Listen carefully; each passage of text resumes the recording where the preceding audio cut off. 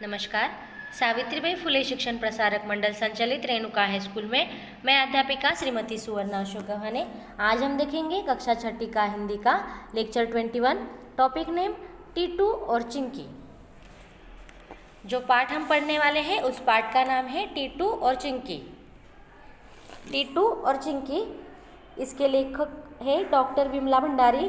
इनका परिचय है। आप संवेदनाशील से कहानीकार, मन से बाल साहित्यकार और सक्रियता से सामाजिक कार्य करता है। प्रस्तुत कहानी में यह बताया गया है कि हमें सदैव मिलजुल कर रहना चाहिए, संकट के समय एक दूसरे का साथ देना चाहिए। पाठ का परिचय देखेंगे। एक पेड़ के खोखल में टीटू गिलहरी अपने बच्चों के साथ रहती थी। उसी पेड़ के शाखाओं पर घोंसले में चिंकी चिड़िया व उसके बच्चे रहते थे। दोनों में अच्छा प्यार था, परंतु जब बच्चे बड़े होने लगे तो उनमें लड़ाई होने लगी। दोनों के ही बच्चे चाहते थे कि दूसरा परिवार वहाँ से सदा के लिए चला जाए। पेड़ के नीचे बिल में दोनों का शत्रु एक सांप रहता था, जो झगड़े से लाभ उठाना चाहता था। अंत में दोनों परिवारों ने मिलकर सांप का सामना किया और यह साबित किया कि एकता में शक्ति होती है।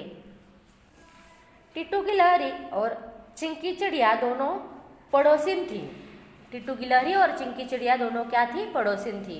टीटू का घर पेड़ के खोखल में था और चिंकी का घोंसला पेड़ की शाखाओं पर था। टीटू का घर था खोखल में पेड़ के और चिंकी का था घोंसला पेड़ के शाखाओं पर। चिंकी जब दाना चुगने जाती तब टीटू सभी बच्चों का ध्यान रखती। एक दिन बच्चे आपस में झगड़ने लगे। टीटू के बच्चों का कहना था कि पेड़ उनका है। चिंकी के बच्चे भी यही बात दोहरा रहे थे कि पेड़ उनका है। लड़ते लड़ते बच्चों में झगड़ा बढ़ गया।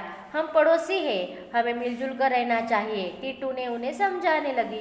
किंतु माँ चिंकी चिड़िया के बच्चे फलों को झूठा कर देते हैं। भला हम झूठे फल क्यों खाएं जबकि पेड़ हमारा है?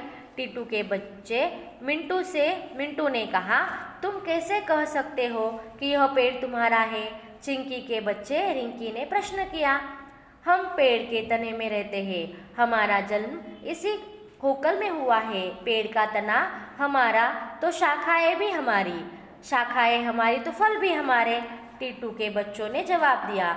यह सुनकर चिंकी के बच्चे फुर से उड़कर शाखाओं पर जा बैठे और कहने लगे, पेड़ हमारा है, इसकी टहनियाँ भी हमारी है, हमारा यहाँ बसेरा है, इस पर हमारा नीड़ बना हुआ है जिसमें हमने आंखें खोली।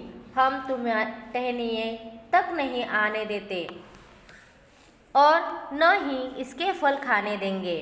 टीटू गिलहरी यह सुन बड़ी परेशान हुई। बच्चे लड़ाई पर उतारू थे और एक दूसरे को पेड़ से भगाना चाहते थे।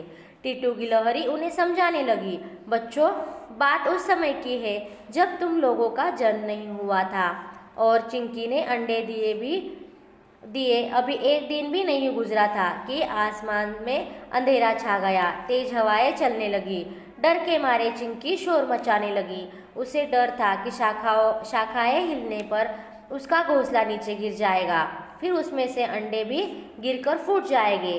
तब मैंने और चिंकी ने मिलकर अंडों को खोखल में सुरक्षित रख दिया। अभी कुछ देर ही हुई थी कि पानी बरसने लगा।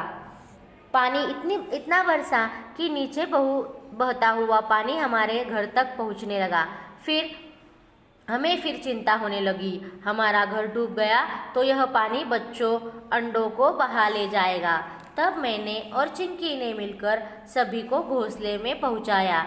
फिर हम दोनों ने पत्तों से घोंसले को ढक दिया।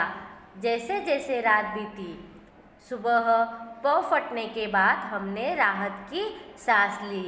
तब से अब तक हम अच्छे पड़ोसियों की तरह आपस में मदद करते आए हैं। तब हमने समझ लिया कि अकेला चना भाड़ नहीं फोड़ सकता। बच्चे कहते हैं कि चिंकी चिड़िया को यह पेड़ छोड़ना होगा, अपने बच्चों के साथ कहीं और चली जाए। चिंकी के बच्चे भी यही बात अपनी माँ के सामने दोहरा रहे थे। दोनों की माताएं समझा समझा कर थक गई, पर बच्चे नहीं माने, अपनी अपनी जिद पर अड़े रहे। अंत में टीटू और चिंकी दोनों ने पेड़ छोड़ने का मन में विचार बना लिया। उधर बिल में छिपा सांप कब से यह तमाशा देख रहा था। आज उचित मौका देखकर वह बाहर निकला और पेड़ पर चढ़ने लगा। उसने सोचा पहले गिलहरी के बच्चे को निगलेगा। तभी चिड़िया ने देख लिया। वह जोर से चिल्लाई, सावधान टीटू बहन, सांप ऊपर आ रहा है, अपने बच्चों को बचाना, उन्हें मेरे घोंसले में छिपा दो। कहने के बाद वह पेड़ के तने पर चोंच मारने लगी। जहाँ जहाँ चिंकी ने चोंच मारी, पेड़ से गाढ़ा चिपचिपा दूध बहने लगा। चिपचिपे गोंद के कारण सांप का पेड़ पर चढ़ना मुश्किल होने लगा। इधर टीटू ने एक एक कर सभी बच्चों को चिंकी के घोंसले में पहुंचा दिया। चिंकी के साथ उसके बच्चे भी मदद कर रहे थे। हालांकि अभी उनकी चोंचें नरम थी। थक हार कर सांप वापस बिल में लौट गया। टीटू और चिंकी के बच्चे ने एकता की ताकत को देख लिया और साथ ही में पड़ोसी का धर्म भी समझा लिया। अब उन्हें माँ की समझाने की ज़रूरत नहीं थी। वे जान गए थे कि 1 और 1 11 होते हैं।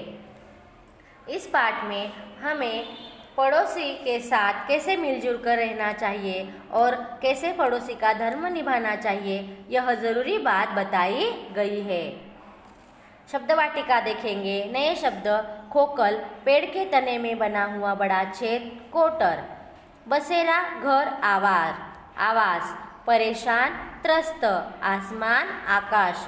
मौका, अवसर, तना, पेड़ का निचला भाग। मुहावरे देखेंगे।